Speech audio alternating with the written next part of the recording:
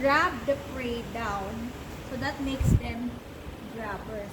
So they grab the prey down and then go for the kill, break the cervical using their jaws.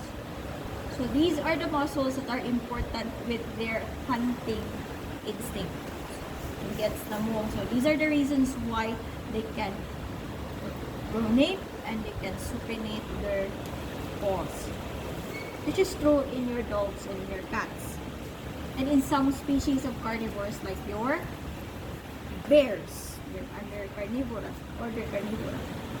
Now the flexor carpi radialis, so this is the extensor carpi radialis.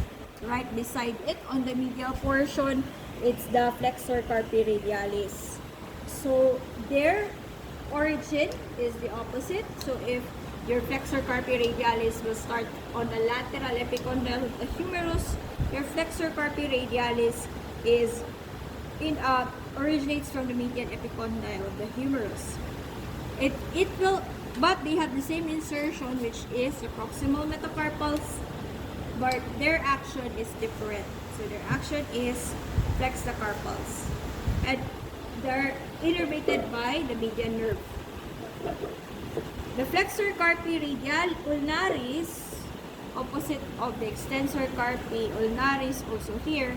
It's on this is the flexor carpi ulnaris. The extensor carpi ulnaris, rather, beside it is the flexor carpi ulnaris. So this one, it will have two heads, the ulnar head and the humeral head. So the ulnar head will originate from the olecranon, while its humeral head, of course, median epicondyle. But what they do is flex the carpals, and it is innervated by the ulnar nerve. Superficial digital flexor, again, it's here. So take note of their, it's on the median epicondyle again, and palmar surface of the middle phalanges. So again, palmar portion, it's here. Palmar. Middle phalanx is here. And flex the digits and carpals, and it's innervated by both median and ulnar nerves. Median nerve. The deep digital flexor is innervated by both the median and the ulnar nerves. And the deep digital flexors will have three parts: the humeral, the radial, and the ulnar. And by the names itself, that's their origin. But all three parts of these muscles, again, these are already here, located over here. All of these muscles will insert into the tuberosities of the distal phalanges. So theirs will be until here, probably the ventral tuberosity. Not probably, it's the ventral tuberosity. And what it does, it can flex their digit and carpals. And then the last one is the interosseous, somewhere over here.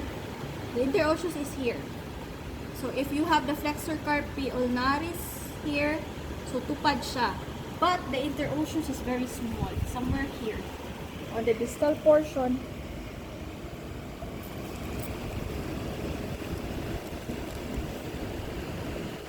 So it's proximal end of the metacarpal 2, 3, 4, and 5, the functional metacarpals for our beloved dogs.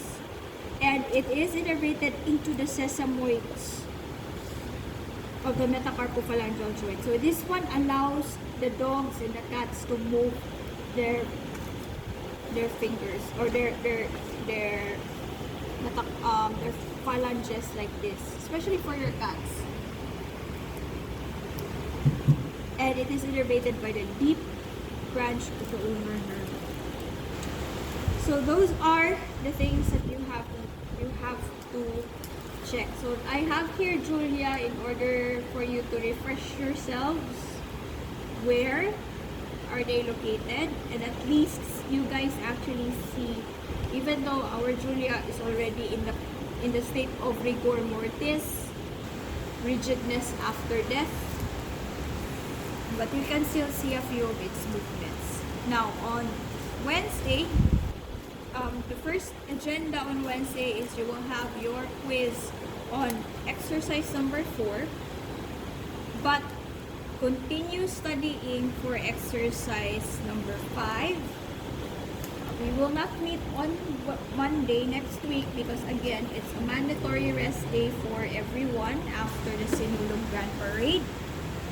So while right after our quiz on Wednesday, you can just make your review on our topics for today. You can put Julia back and study. If you want a copy or if you want to study with my book, just approach me after our quiz and I can borrow you with this book. This is my workbook back in college. Dalahon ko, Dok.